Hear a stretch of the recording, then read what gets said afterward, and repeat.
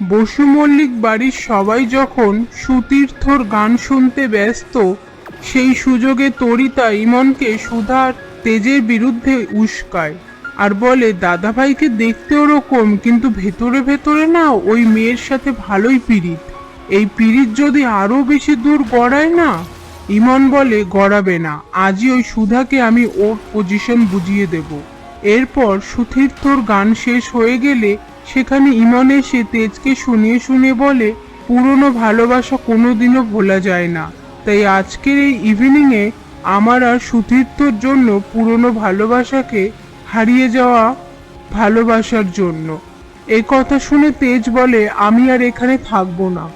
সবাই মিলে তেজকে রিকোয়েস্ট করে আর একটা গান শুনে নি, তারপরে যাব, কিন্তু তেজ কোনো কথাই শুনতে চায় না।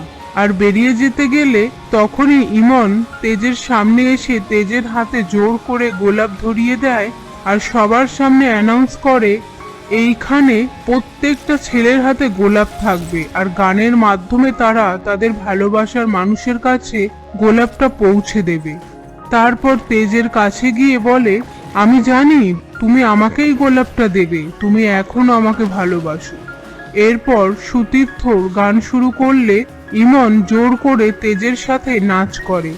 সেটা দেখে ঝিনুক একটা প্ল্যান বের করে আর একজন পাশে ছিল তাকে বলে সুধার সাথে নাচ করতে। সেই ছেলেটি সুধার হাত ধরতে গেলে তেজ সেটা দেখে বলে, সি ইজ মাই ওয়াইফ, আমার ওয়াইফ আপনার সাথে কেন নাচ করবে, দরকার হলে আমার সাথে নাচ করবে। এই বলে সুধার হাত ধরে টেনে নিয়ে আসে নাচ করবে বলে।